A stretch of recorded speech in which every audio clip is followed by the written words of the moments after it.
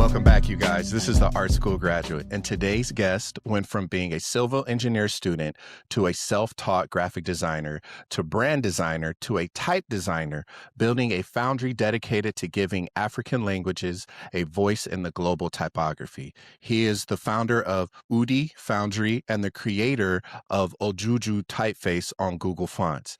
And as an advocate, he is making type design education accessible to all Africans across the continent. Welcome to my podcast, Chisaokwu Joboson. You were close. I was close. I'm trying, man. AKA, we're going to go with Chisa today, you guys. Yeah. So a little bit about Chisa. If you haven't seen his work, I will be sharing it with you. But for this conversation, I'm going to allow him to tell his story. This man is talented. His work speaks volumes. Everything that a designer is supposed to do, he is very intentionally doing it and giving 110% effort. So, Chisa, let's start from the beginning. You started with civil engineering, but now you're one of the most recognized type and brand designers coming out of Nigeria. For listeners hearing this for the first time, how did that structure in engineering translate to designing letter forms? Thanks, Justin. It's quite interesting, the question, because at this point in time, I kind of forget that I did study civil engineering school. But yeah, I don't know if you would like the long story or the short form. Whatever you feel gets people to Alright. understand who you are as a Cool. designer. Because I know it. I did my research. I'm letting Yeah. people know. I want them to hear it from you. Yeah. So I found design in school in my fourth year. Interestingly, it was very, I don't know if I would call it destiny, because how it happened was I was at a student fellowship, a church fellowship actually, and during a certain meeting in my fourth year, I did a 5-year program. So in my fourth year, I attended a meeting and they were trying to elect a public relations officer of some sort, who would like share information on whatever is going on in the community or the fellowship, kind of organize things and all that. And so I was kind of nominated and elected as a public relations officer. Then I would say I used to be, or I still am, growing up, I always wanted to do things like in an extra manner. So if I'm to do A to Z, A to B, I like to kind of go A to D. Right. And so I had to ask myself at that point in time, I'm given this role, though it could just be as simple as just sending messages, reaching out to people and whatnot. I felt there was a need to kind of be extra with this kind of role I had. And so I started to think about ways where I could share information that won't just be in a text format. And then I kind of stumbled upon the concept of like designing. So there would be a certain event and I would try to, create a graphic towards like that and then push it out. Yeah. And I remember doing that. Now I look back at it and it's like the worst creation to my name. But at that point in time, it served, and a couple of people kind of liked it, and encouraged me. I don't know why they did that, but yeah, that kind of gave me that boost where like, okay, I could kind of do this. And I kept doing it to a point where like, I felt like, to a point where people started to pay me, funny enough. And I was like, okay, maybe this is looking good. Yeah, this is something I could really like do on the side. Right. And fast forward to, finishing school, there was this like back and forth with, do I really like keep this and focus on civil engineering as a career, or do I try to make this something I could take full time? Right. I tried to juggle both, but I started to see like this kind of pull towards doing graphic design. And then I told myself, perhaps maybe I should give this a try, like do it full time. And I did, from graphic to brand. And then, it was a thing where I was like, okay, I was getting the name, getting Hmm. clients. And I was Right. like, maybe I don't need to be a civil engineer anymore. And before you know it, I'm here doing And type. So yeah, that's been the journey so far. okay, let's touch on a little bit of like culture. Okay.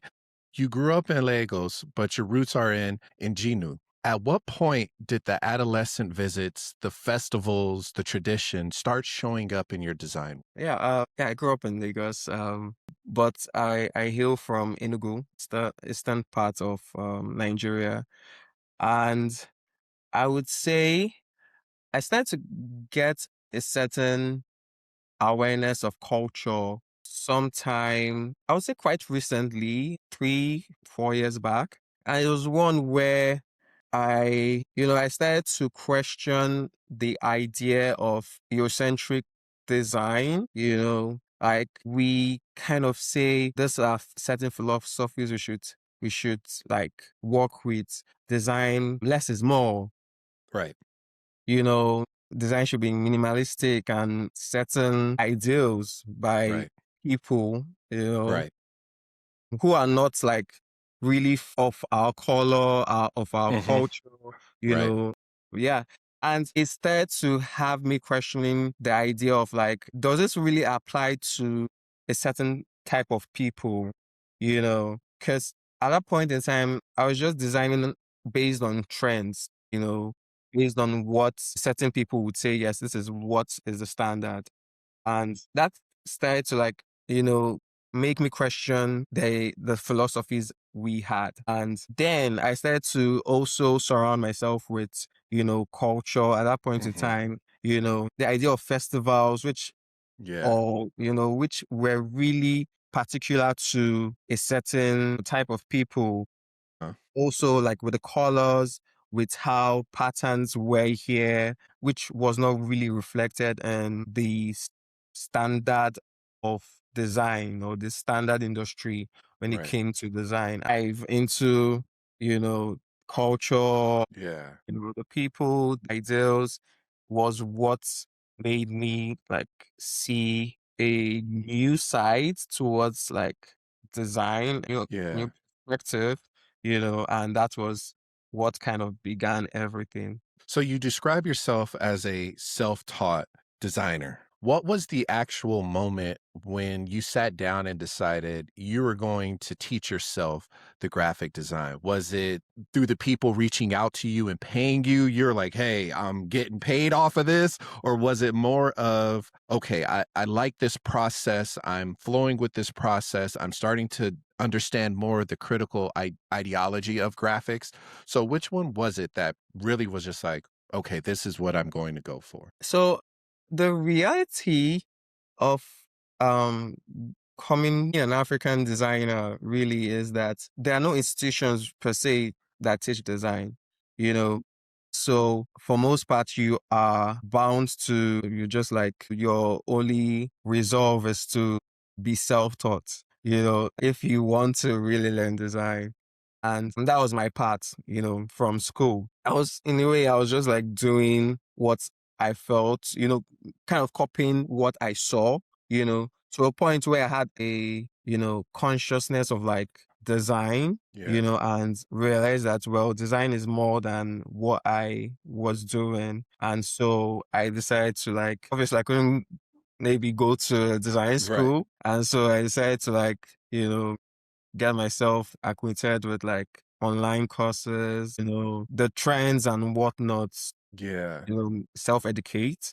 Yes. And that was what kind of like fueled my education to a point where I was like, okay, perhaps I could kind of enroll for online courses and, but for most parts, I've never stepped my foot in a physical design school. So Uh-huh. everything is kind of, Self-taught.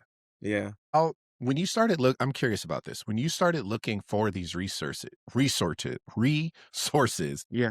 was it easy or was it hard? Or did you just or was it just kind of like what we call YouTube University? You just went on YouTube and just typed in, how do I design? Was it like one of those moments? So Yeah.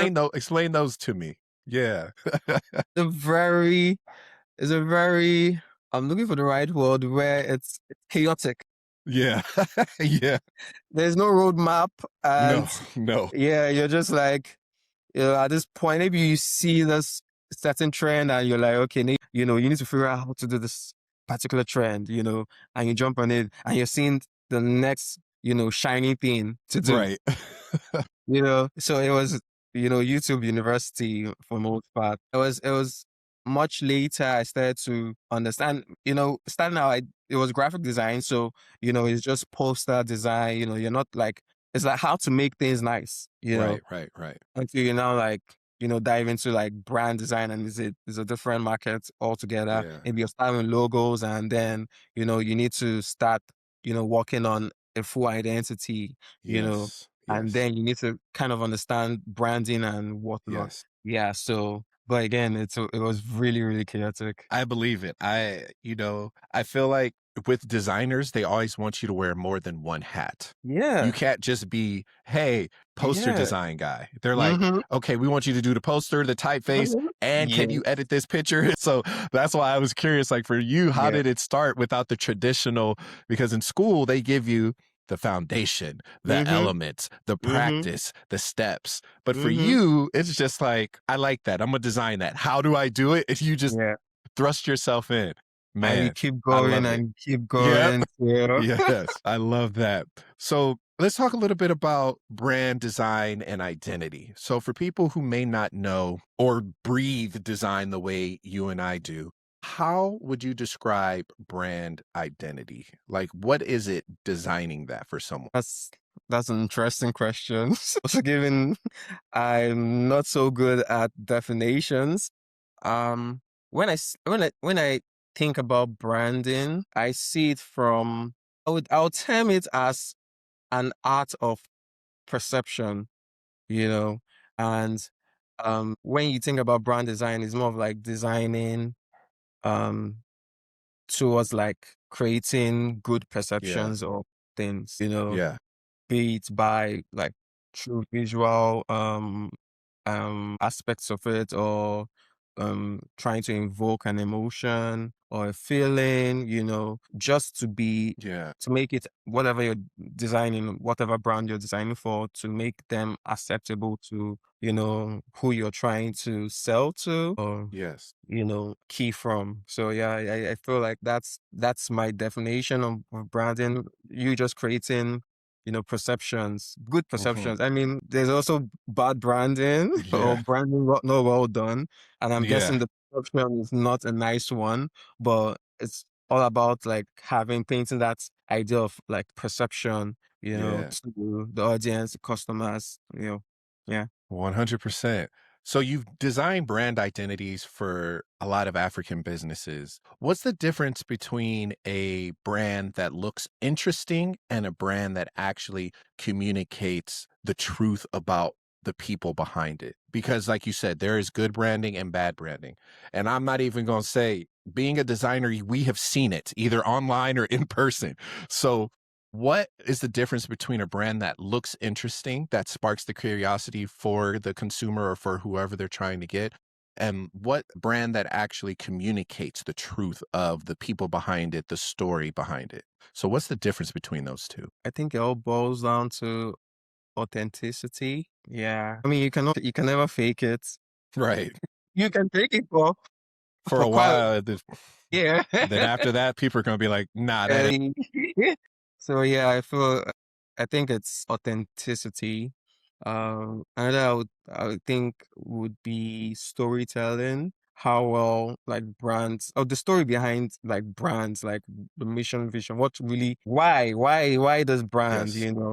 Yeah, so I feel like that would really set brands apart, So yeah, that's it. So with Africa and all these places have deep cultural references and history and stories. How do you know which one to tell for that business? Yeah, that's the tricky thing about Yeah. Because the reason I ask is because culturally, it's in the yeah. United States, we have people that are gonna tell you different things. But Mm-hmm. with your work, you're very intentional about letting people know, like, "Made in Africa. This is us." So how do you balance that when people come to you for different brand identities where it's like you don't wanna infringe on this idea because this idea was used by someone else? How do you balance that, like you said before, that chaos of, like, telling the story, but being fair to the person? I think it all boils down to the brief. Mm. Yeah, I feel because one a brand is they're never like same brands. There's a Nike and Adidas, but they have different, Right. stories behind why they exist. And so if anything, I would say it's more about approaching the brand as it Mm. is, Mhm. trying to find that unique thing about it and moving, with that. Interestingly, I would say Africa is really diverse, Yeah. so culturally or with ideals, Uh-huh. but still there's this sameness. If I'm You can see it. designing something, for a Nigerian audience, I'm kind of certain, people in South Africa would kind of get it, given the approach, given like a lot of, similarities Right. despite that diversity. So, again, it also like boils down to the audience because you can never Uh, like design for everybody. You can never right. serve everybody. So when you kind of put your target audience, your customers into like focus, Yeah. you start to realize, okay, perhaps this is what would work. Yeah. This is what would really, buy them in. This Mhm. is what they will resonate with and so on. Okay, so you had mentioned before about design briefs, like that helps you out a lot. So Yes. what's the first question you ask at that design brief? What's the one thing you need to know before you turn on the computer, before you start writing down notes and things? What is that one question you always ask every client to make sure this is something I can work towards and start working on? Yeah, I mean, aside the name of your brand, Yeah. it would I would want to know like what your brand is about. So when I hear a story, I probably know you're not bullshitting me. Yeah. Yeah. So it's like it's something you have to make me willing or able to believe what you're about. Right, And right. also when you're telling your story, it's not one that kind of confuses me as a Mhm. first, listener. So I came to those things where like I'm willing to hear what that brand is about and Right. also like believe, from the first go, like, okay, yeah, this you're onto something good. Yeah. Do you ever find I know you probably do. I'm just curious, but do you ever find those people that come to you with ideas or branding stuff that you're like, "Hey, this already exists," but they're telling you like, "No, this is something I've come up with." Have you ever had to deal with that? Mm, yeah, a couple times. And then you have to like really like tell yourself, well, the money is kind of good. So Just make it work. yeah. That's funny. Okay. So you talked about discovering your love for creating custom typefaces while designing brand identities, to the point where you would build them from scratch instead of using existing ones. What were you searching for that existing typefaces did not give you? Because every typeface person usually has a reference, right? So what was there or what wasn't being represented there that forced you to be like, okay, I need this is missing something and I need to put it there. What was that for you? Yeah. Great question.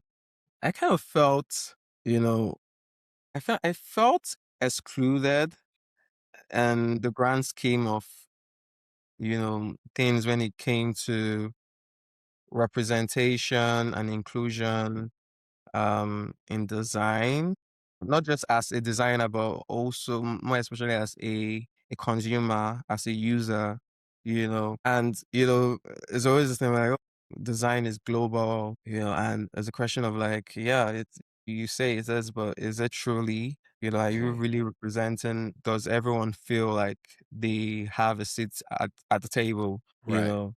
Yeah, and I always, I would design for African brands especially, and I Mhm. always go into fits where like I'm like, why isn't there certain symbols like or glyphs Mhm. available? Like why do I have to really communicate in English? Right.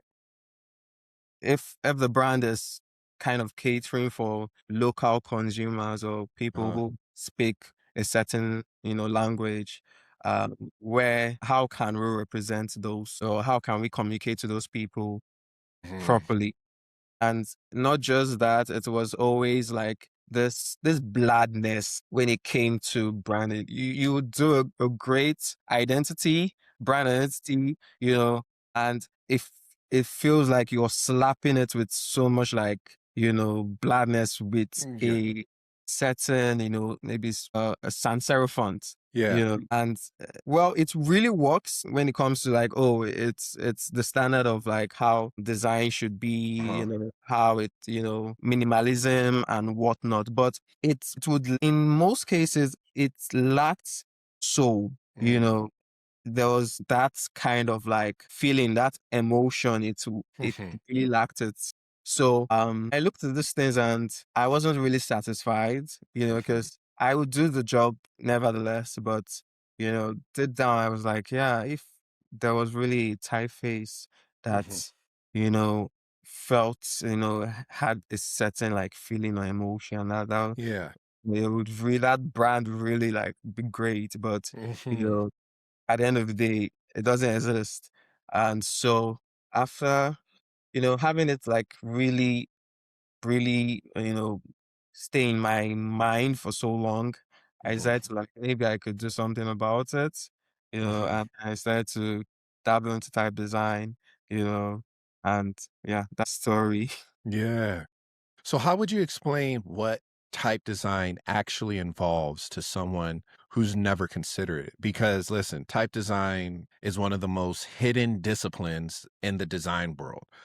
And then on top it off, most people use fonts every day without thinking who Hmm. crafted them, what's the story behind them, Yeah. why is this important? So, how would you explain type design to someone who's never considered it? That's a tough one. And yeah, that's true. Because I feel like it's a good thing that people don't really notice it. I mean, eh, I guess they would notice if it's really bad.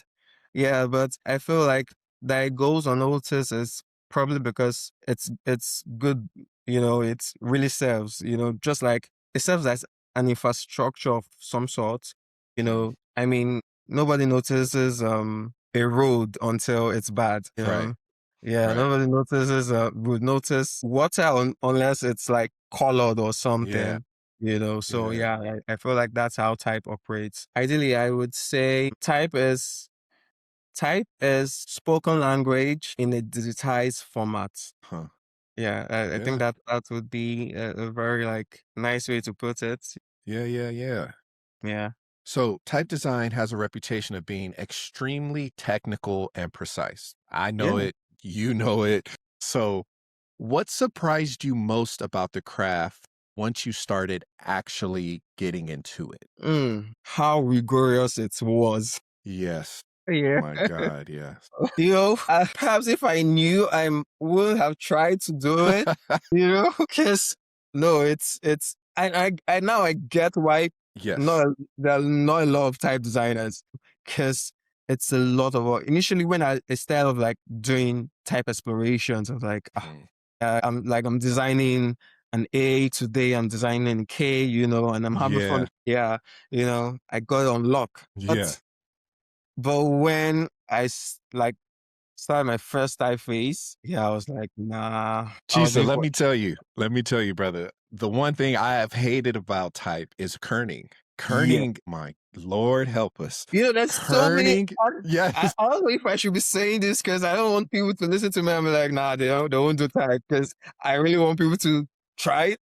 But no, it's, first you have to draw. Then when you're yes, done drawing, you need to get certain like, parameters and metrics, yeah. and then you have to, that kerning, you take months. Yeah, I was just about to say hours. Nah, It's like the I was drawing if part is easy. Yeah. you're like on, the 1% of 1%, but Yeah. 1% of 1% don't take hours. But you it's know, just, you have to kern, you have to prove, then you kern again.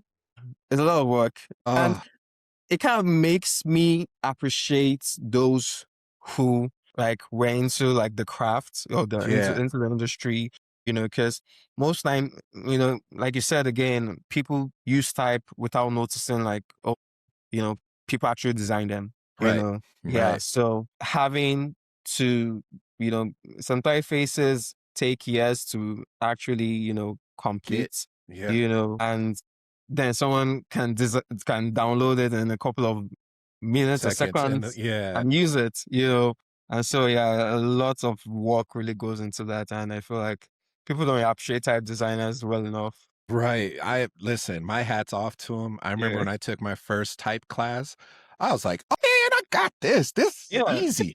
Because my background is in graffiti. So I'm already ahead of the Yeah. turn when it comes Mm-hmm. to drawing and writing letters. It's easy Mm-hmm. for me. Yeah. When they were like, "All right, we got to kern it." I was like, Mm-hmm. "What's that?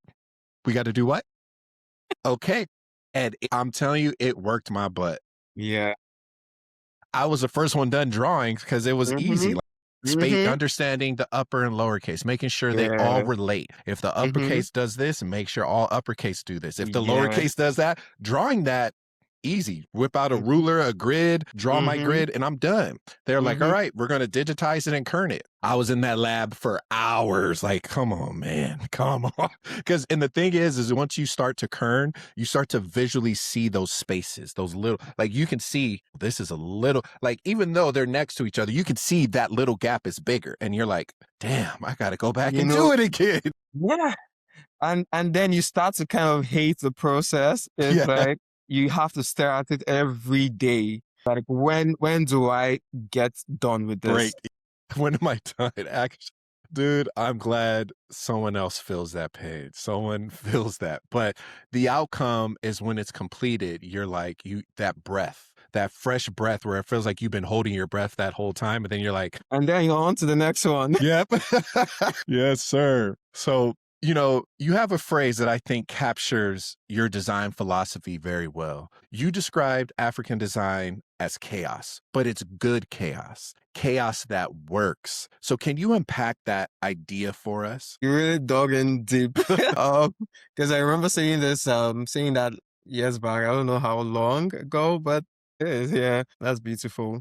Yeah, and yeah, that's a philosophy. I guess it's maybe if I should pass away and make it as a someone with a legacy, that would really stand.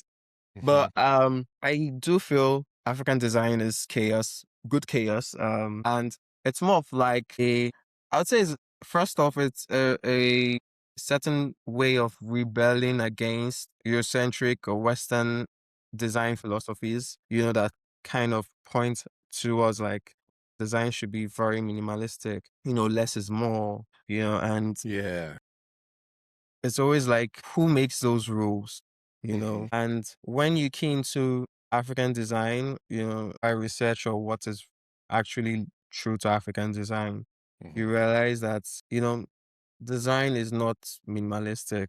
Right. Design is not all those things we're told design is meant to be. Right.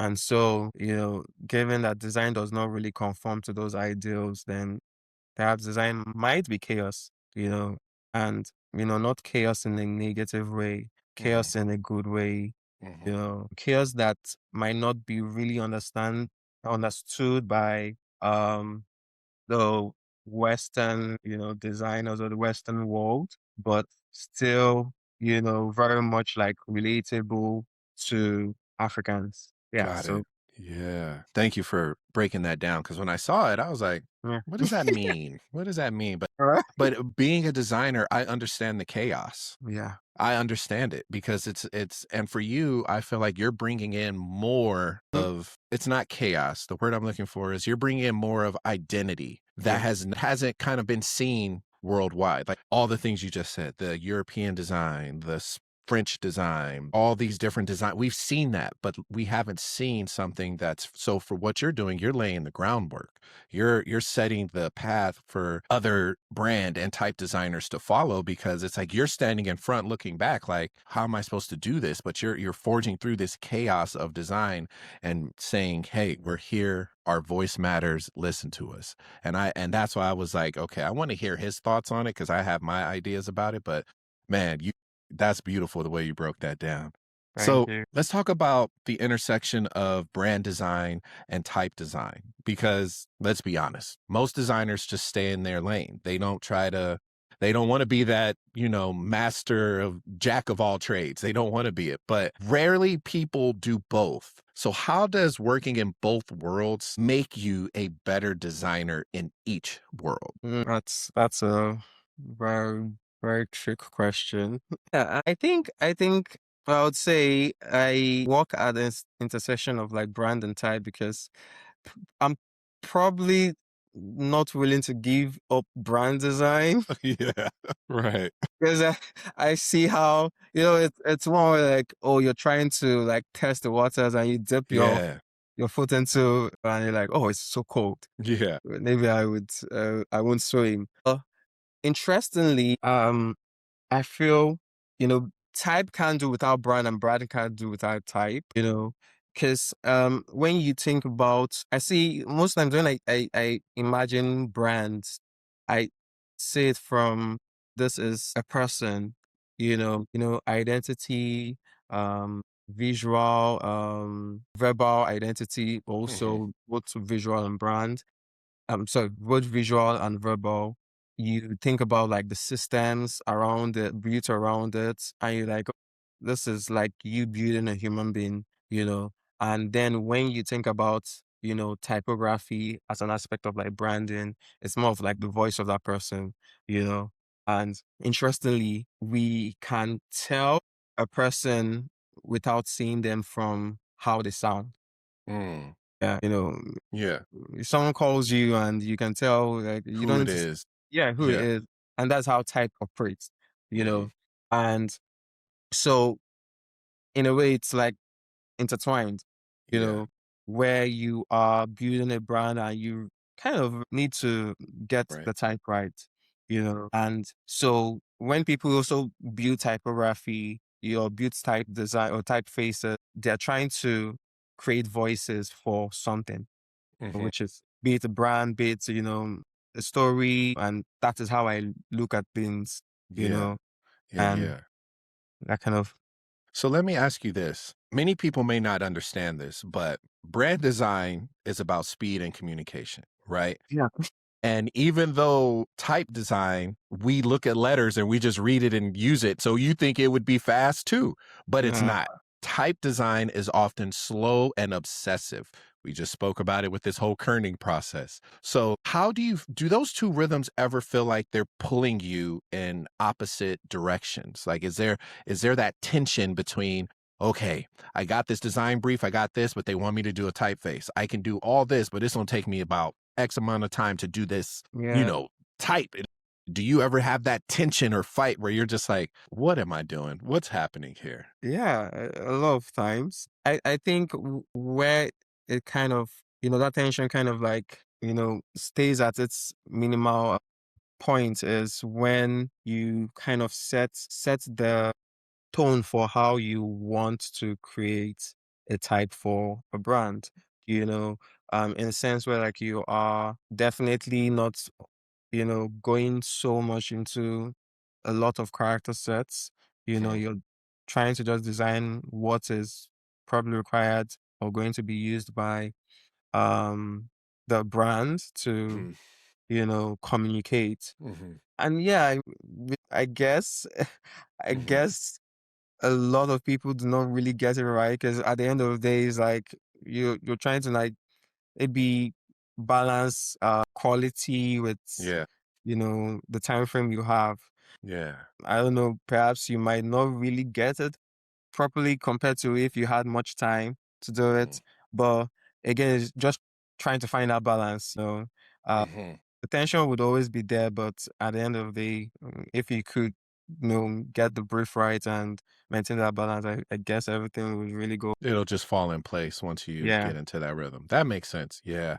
But I'm just curious about that because it's so one is so time one is more time consuming than the yeah, other. So that's why I was wondering about that. definitely. And I So feel like, when you start to like, it's always different when you are creating a typeface maybe for yourself in a way, yeah. compared to when you're creating for a client. Yeah. It's kind of like the 100%. same thing like design projects, you Yeah. have all the time in the world to like design for yourself, but when it's a client, okay, you're working with time. And so Okay. you really Yep. need to get things done. Yeah. It's like ASAP. Yeah. So I'm curious about this. Knowing that you dwell in both worlds, what does a typeface say that other design elements cannot? A lot. It's like I said, it's the voice of the brand. If you Yeah. take that out, people might see what your brand is about, but they won't be able to like hear you. Yeah. And so a type or a font would kind of carry that voice, also like Mhm. emotions. Yeah. There's a way you see a certain typeface and it kind of invokes something like, be it Mhm. if it's, you know, oh, maybe calls you to play, Mhm. calls you to be serious. Mhm. Yeah, so it's mostly the voice. So when you look at these typeface now, because there's not a lot of typeface designers out there. I Yeah. spoke with Trey Seals about this, and we had this conversation where he was like, "Yeah, there's 9 billion people in the world, but there's only like I think he said at that time I think it was like 230 typeface designers," and I was like, "Wow." So you being one of these typeface designers, when you look at a typeface now, what do you see that some people who aren't type designers would usually miss? What do you see? First of all, I would say Tracy was a goat. Yeah, I mean, things I see which Yeah. other people don't, Kerning. We always come back Yeah, to that one. We come back to yeah, kerning, definitely. dude. We can't get away from it. I think one particular thing I would say it's feeling. Yeah, because you could, and I guess that is, I don't know if it's a gift or a cost, being a type designer where you can feel a type, you know, and you can like, sometimes like, I go out and like, staring at this type and, I have people say, what am I staring at? And I'm like, "Ah, can you not see? And Yeah. like, it's just letters. Yeah, so I think it's feeling. But Yeah. I'm gonna agree with you on the filling aspect of it because my thing to do, and it drives my wife crazy, we Yeah. get a menu from a restaurant. Yeah. And you're obsessing. I'm like, why they got 5 different fonts? What Yeah. is who You did know, this? and she doesn't even care. She just wants to order the food. Yeah. Exactly that. That's me. I was like, she's like, "What are you gonna get?" I'm like, "I'm trying to figure out why there's 4 different fonts in this one section." She was like, "Find something to eat." Or we're Mm, like, she gets it now, but now it's like I've learned, let me order yeah. first. And they're like, "Can I take your menu?" I'm like, "No, give me a minute. Yeah. Give me a minute." Cause I'm just looking like, why do people do this? But I get it. When you said that, the feeling of it, because when you're a designer or a type designer, see, you see it differently. Your Yeah. eyes look at Definitely. the layout, the look, Definitely. the type, the spacing, the imagery, the colors. You look at all that. Yeah, I know that's the gift and the curse. You can see Yeah. it, but then you want to call it out. Okay, so let's talk a little bit about your typeface and your foundry.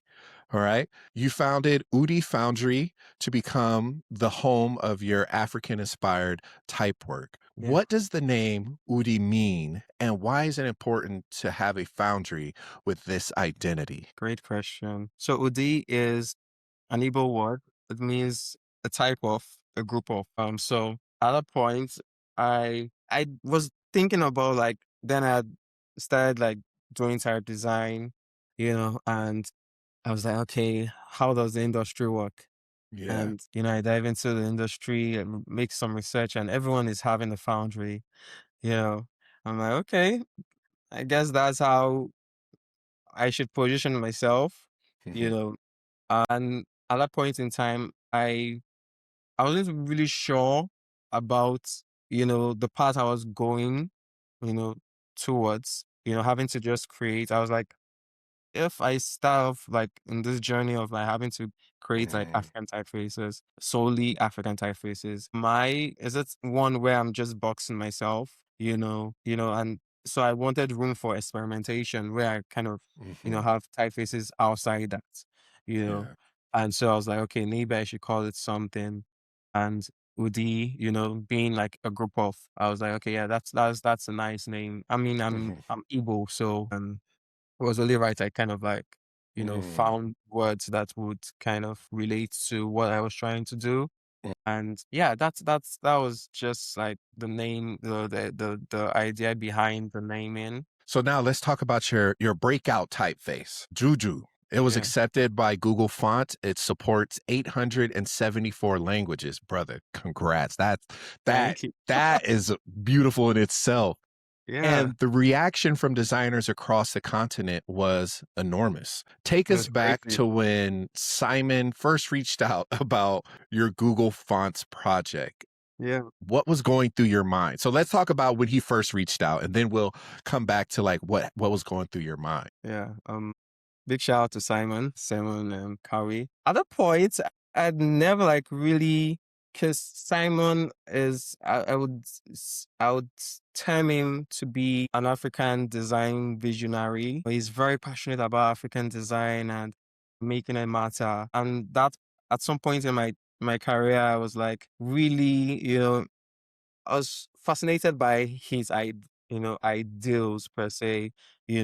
Also given at that point I was trying to find my way into like African design, but I was really my learning was really heavy on Western design philosophies, and you know, the clientele, everything really came from, that part of the world. So it was more of like me unlearning things. And, Simon was kind of that person who you like, oh, okay, he has this idea, and Yeah. whatnot.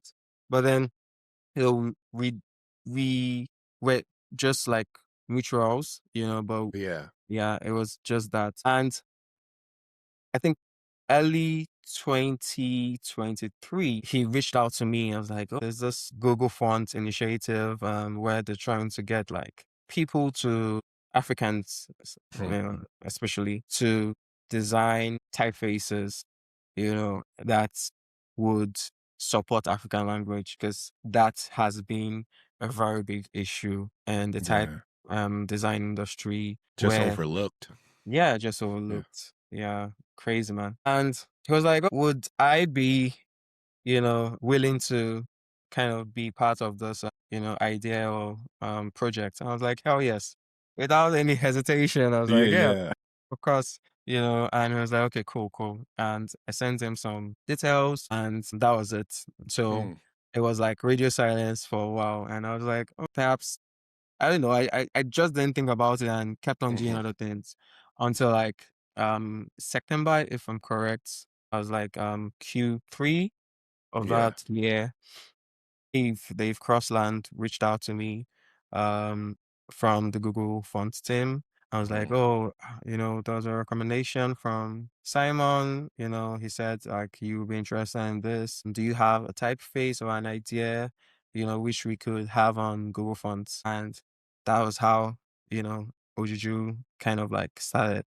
Or the idea came about, and yeah, I was like, okay, yeah, I have this idea, and we bounced it off. I was like, okay, yeah, this is a good one. And Mhm. what did you came to light? That really took like a lot of time, you know. Yeah. I thought it would be like an easy walk in the park, No, you it's know. never that easy sometimes. It's not, and it was, because I had those ideas, but then I didn't have like the knowledge of how to go about designing a Yeah. typeface. So at that point, I was like, perhaps it would not be so difficult given I had the idea, given I had drawn, Right. yeah, and I was like, that would be it. But it was a lot, I mean, after 6 months, we're done with it. I had a collaborator, Miko, great guy, who kind of helped me through the process, and then we had it out. And I can remember like the night. it dropped, my phone was buzzing, man. I Like, believe it. That's crazy. like that's the that was like, I don't know, that I've never like had a moment before, and it was like, wow, I couldn't like really contain I didn't know how to feel, you know. At some point I was really relieved, because I was like, yeah, it's finally out. And I was like really humbled and I was really proud and I was like having so much emotions at the same time, like, okay, Right. yeah, I did this, and yeah, I'm like, people like this, and I was like, wow, people like this. Hot. Yeah, so it was like so many emotions, but I was really happy with the reception because, for one, um, the name really struck, really stuck to people. Like people could really relate to it, especially people from because Ojuju we call masquerades, African masquerades Yeah. Ojuju. So, when people were like, yeah, you look, and they're like, yeah, it actually looks like Ojuju. Yeah. Like, I get what you're trying to Yeah. do, Yeah. and like that emotion, that feeling, it was really like there. And I was like, yeah, I'm glad. So, what was the hardest technical thing you had to learn from scratch for this project? Well, it was the idea behind the type design, the technicalities, also given the fact that the typeface was working on, it was breaking certain rules, Yeah. you know, it was it was breaking the rules like of type design per se, Hmm. where you're meant to have this at a certain like matrix, and Yeah. then you're walking away from there. So it was us trying to figure out, and it was me trying to figure out because in my head I was like, if I could draw it, Yeah. you know, it would not be so difficult to have it digitized. Right. So I was like really in for, you know, A rude awakening. yeah, yeah, because Ojuju was like, so a lot of typefaces are usually um, you know, contrast, Yeah. you know, or on the contrast axis. Mine was Hmm. reversed. So it's a reverse Yeah. contrast was like I'm walking my way upside down, if I Right. would Right. say Right. it that way, you know. And I don't know if that was the proper way to learn because I sometimes I wish I actually learned the right way and Yeah. not on, maybe I would, it wouldn't be so difficult at that Hmm. point in time because I was really learning as I was designing. Mm. And that was Yeah. really, it was a lot. Yeah. Takes you back to that YouTube University. You're like, let me see if I can Yeah. look this up. So, I want to talk about the moment you just described. You said when it dropped, your phone was blowing up. Yeah. What did that tell you about the hunger that existed for this kind of work? And it told me a lot. It actually validated the fact that, what I was creating had a home. It was something that needed to exist, Yeah. and so it felt like people were waiting on it, so it wasn't something that felt foreign, Hmm. it wasn't something that felt very like unusual. Right. It was something like kind of was a necessity, Yeah. Yeah. and Yeah. it just gave me that like moment of like, yeah, I think I'm on the right path with this one. Yeah. So I want to adventure into you building these communities now. Now that you've hit the ground running, you're building into community thought, which is like bringing a lot of influence and things together. So beyond creating typefaces, you founded Type Africa to make type design education more accessible and affordable to designers on the continent. What's the gap you keep seeing that needs to be filled with education that is part of your mission? I think I just don't want to be the only one. Man, that's a good place to feel because some people are like, I love being the monolith. I love Nah, being the ono one. But you're it's saying you don't want to. Why is that? I don't want to because I've kind of been in the industry and really come to realize that the work is not from one person. There's a lot of work that needs to be done. That's the honest truth. And I don't think I have all the answers. I feel like there's a need to have this knowledge well distributed to a lot of people, as many people as we can have, this knowledge distributed to. And in doing that, it would kind of cause a ripple effect where there are lots of like, individuals shaping, and not just individual, like typeface is kind of shaping the future of like African typography, and I think if anything, my work is kind of setting a foundation, and so when I think about education community, I feel is one where we're really early, we're still like young, and it really requires people who are really, really willing to do the work, and help the community or help the, and that's how I see it. So the work is so much, and Yeah. I can't be Just the only having some one. help. Just have some help. Yeah, Yeah. let everyone come and let's do the Right. digging. Let's plant. Let's sow so we can reap. Yeah. Now, you said Africa's typography history is largely undocumented, Very which much. makes it harder to create work that draws from a rich historical foundation. How do you design with cultural depth with the archive itself being completely incomplete? That's a very nice question to ask. And yeah, it's one that's really troubled me for a long time, especially when I got into the industry, because I remember when I dropped Juju, and I saw comments where certain people were like, "Oh, I hope you would actually like, use your expertise to cater for minority scripts, Mm, yeah, yeah. indigenous scripts, and these are Yeah. scripts that do not use the A to Z, Hmm. coming from a colonized, um, country, and also from the time I was, born, we use A to Z, the Latin script. And so I never really knew what it was like to Hmm.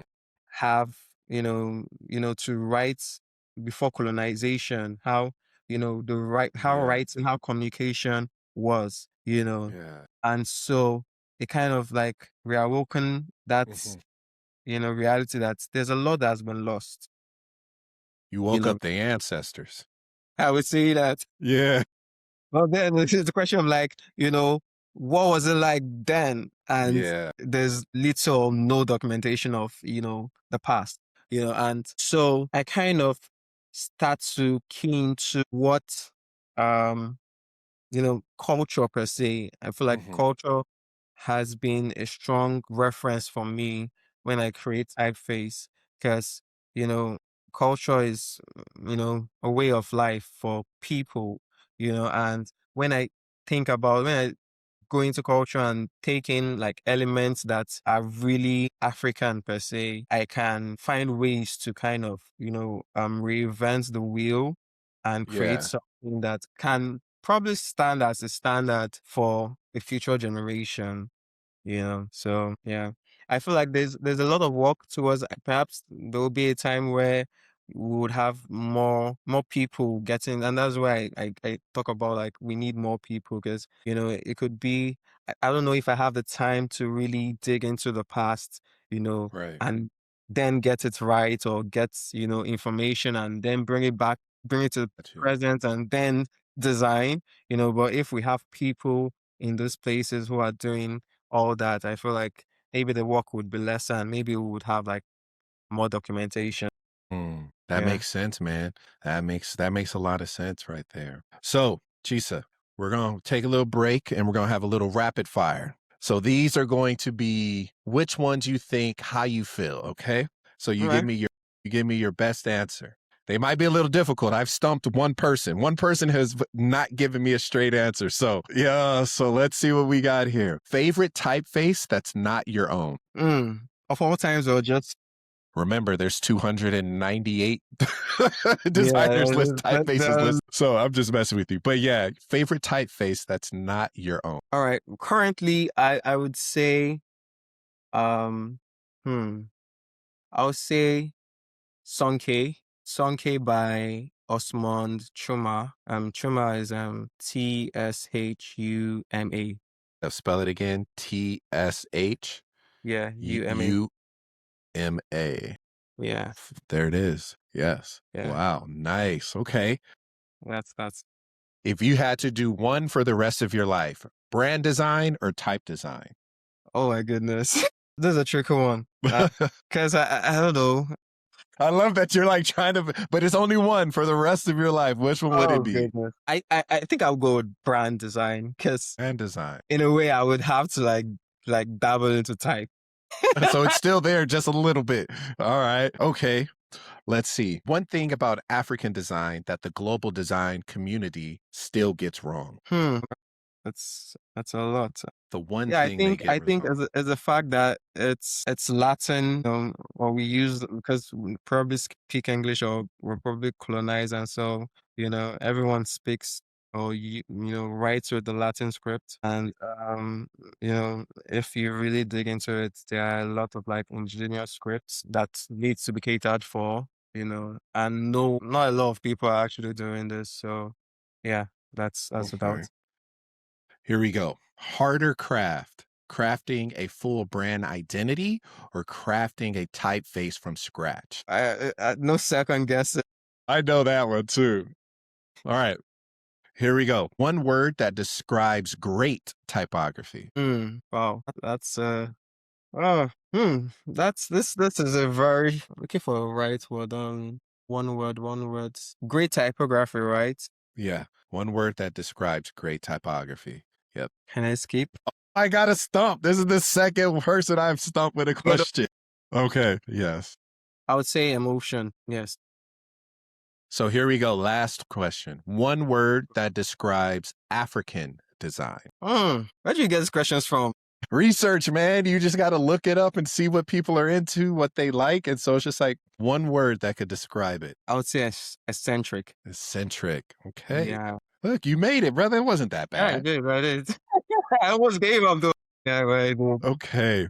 Well, Chisa, we're having a wonderful conversation. Just got a few more questions before we wrap this up. So let's talk a little bit about, the human connection through design and what you're trying to do. What is something about creativity that you understand now that you wish you had when you first started? One thing about creativity, I wish I knew when I started. I think I would say I kind of wish that's some deep question. I'm really searching in my soul to goodness. Really great questions. I Well, would say, do you think it would be like access? Would that be something? Or is it yeah. more along the lines of like, it's through our conversation, it was just like you've had the talent. Mm-hmm. It was just the resources weren't there. Yeah. That's what I would think. But what do you think? What's coming to mind now? So and it's quite similar with what you just said. And I think it would be education. But I think access is puts it better. But yeah, I kind of wish I think it's not just I'm not just speaking for myself. I'm speaking for a lot of people who come from where I'm from. It's really about like having proper education, and in having that, I feel it would really it's probably would have kind of grew my creativity, on a very like, exponent level Mm-hmm. than how I'm not really um I'm not I don't feel sad on my journey, Uh-huh. because I feel like that was what I needed to go through to get to this point. Right. But I feel like perhaps if I had like access to education, Mhm. it would really be smooth. Mhm. There won't be so many like, y- Bumps in the road. Yeah. yeah. Yeah. So you design letter forms that carry African languages and African stories into a global design ecosystem that has historically been ignored or even at times erased. What does it feel like to be doing that work right now in this particular moment of time? Because you're literally bringing those stories back to life. So, what does it feel like doing this work now? In this moment, right? Yes. Yeah, this it's been quite humbling. It's been hard, I won't lie. Yeah, it's been tough. But also it's been beautiful because tough in the sense where like I didn't really understand what I was getting into. I keep saying I felt it would be, it was like Yeah. I thought, so how hard could it be? You know, so I got Famous to last words. yeah. Yeah, it's really hard, but it's really beautiful because in a way it's rewarding to me because I am solving a problem I had, a problem I saw, a problem I waited for a long time for someone else to solve. And, no one else came and I was like, okay, perhaps maybe I could help contribute. Maybe I could, find a solution, and in having to solve this problem, I'm realizing it's actually solving not just my problem, but a lot of people, a large amount of people, if not an entire continent, and that's the drive. That's what keeps me going, Mhm. that's where I find beauty in. Yeah. Yeah. Now, this one is kind of it's gonna have you think a little bit, but many designers from outside the Western design tradition often feel pressure to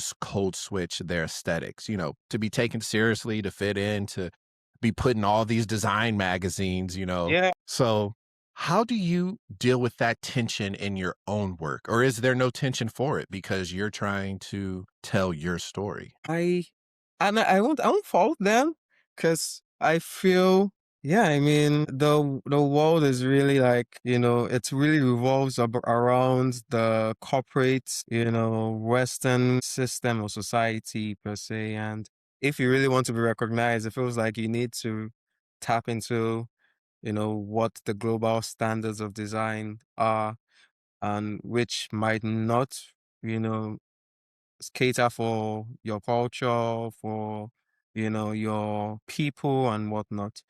Um, and so I'm like, I used to be that kind of person, that kind of designer where I was like, Mhm. I need to really, get on with this trends, Mhm. I need to be updated with this, and until I started to kind of key into African design. And I feel like at the end of the day, it's about finding your path, to be Mhm. honest. I feel like it is very necessary to not lose ourselves as much as we want to. Yes, we want to create for brands, global, we want to kind of like be known. But I think at the end of the days, it's your path to, to Yeah. find, to discover, and for me, this has become my path. Um, Perhaps I might dabble into Right. the global world, but I guess for the fact I'm doing this, I'm getting recognition because it's important work, Yeah. and so I'm like, yeah, maybe this is where I should be, so yeah. Yeah. So now let's talk about the younger generation coming up behind you. If a younger designer in Nairobi, Lagos, and other countries and cities around you, if they're listening to this and they feel like the path you walked is not available to them, what would you say to that person? Create your own. Yeah, because I really struggled with like finding a path per se. I really wished that, I had people before me who had done, the kind of work I was doing, who like looked like me, and but it was kind of difficult to find those people. Also, like with documentation, we keep mentioning how, there were no proper documentation history. There's no history of like African design per se. Y- Right. And so it was really tough. I kind of feel myself like perhaps maybe I should create my own, Hmm. And I think we need more young African designers creating their own parts, Hmm. you know, putting in like contributing in their own way. Who knows, your design style could be uh it takes me back to the time of the resonance, in Hmm. art. It felt like everyone was trying to break free from what, the ideal way of Yeah. doing art or Yeah. painting was, Yeah. and there was a rise of different, Yeah. icons, art icons per se, Yeah. artists. I think that's what I would really encourage young African designers to do. Create your Mhm. own. So it will definitely resonate with someone, and you'll be contributing to the entire discourse of like African design. Now, since you've built this foundry, you have Mm. Type Africa. What do you want this next generation of African type designers to understand about the moment they are designing in right now? I want them to be proud. I think I want them to keep pushing. I want them to walk towards seeing the light at the end of the tunnel. Because it's Mhm. it's really tough, you know. You really start off and then, I don't know. I feel like there's certain times where I almost wanted to quit, and just go back to brand design, Yeah. because you have to kind of consider like, oh, am I even going to make money from this? And like, oh, you're doing brand design, you have clients. Why are you like stressing over something like, Right. maybe someone else will do the hard work, Right. and there are moments like that, and I feel like it's very important for especially like type designers or young type designers to kind of persevere. Mhm. If you have an idea and you're really certain that this is something that would really contribute to African typography, Mhm. keep going, find ways you could actually put it out there. And yeah, that's what I would actually advise. So, Chisa, let's talk about your legacy, which is going to be a great one. It's going. You're listen. Not many. You don't have to hope, brother. People are going to know. You're going to be seen. But I want to talk about you. When someone reads a headline set Mm, in Ojuju or a brand built their whole design and typeface from one of your designs and your typefaces, yeah. or someone discovers design through Type Africa, what do you ultimately hope they feel and what do you want them to carry with them from those experiences? That's a lovely question. I'll start by saying it's always interesting when I see people use my typeface because I, Mhm. for one, have not used my typeface. I think it's because I've been really sat with it for so long. Right. I don't want to see it anymore. It's always like, oh, someone used this in this sense. And I'm like, wow, Yeah. it's always intriguing and humbling. So I would love them to feel catered for, to feel represented, like to feel like they are important, Mhm. their language is important, the culture is important, they are important. And so, that exclusion is just temporary. I feel like where we stand right now, it's one where, the true essence of like, oh, when you say design is global, you're like, okay, yeah, you say it, but now I feel it. And that is what I want probably my legacy to be Mhm. about, where people don't just feel excluded, they feel represented, feel seen. So yeah. Chisa, my brother, I'm gonna open the floor to you. Where can the people find you and what do you have coming up? Yeah, I love it. So you can find me, Joboson Chisa, no underscores, no dots. Yeah, it's just Joboson underscore on Instagram, Twitter, mostly every platform. Yeah. And what I'm working on, yeah, still working on Type Africa. If you are an African who, has an interest in type design or how type is being created, and you might want to learn, yeah, there's Type Africa where I kind of like teach Africans how to design type. Because yeah, we need more Africans in type design. Yeah, Udi Foundry. I think I did release a typeface recently. It's called Mhm. 2P Grotex, and it's centered around the idea of what type or or what typography was like, post-colonial Africa. Mhm. So I'm thinking like when the Africa and the Westerners like were done colonizing us and gave us their scripts. and we're trying to like make sense of it. How did we write, and so it's a very interesting typeface. You could check it out on my Udi Foundry website, udfoundry.com. I think I have one more in me for on typeface before. I wrap things up for the year, but yeah, let's see how things go. Yeah. Well, you guys, and he also forgot, I'm a flex for him. He's speaking at Stanford on design for belonging. Yeah, he ain't gonna flex for him, but I told him I was gonna do it for him. Thanks, Justin. So yes, you guys, thank you so much for listening to our podcast today.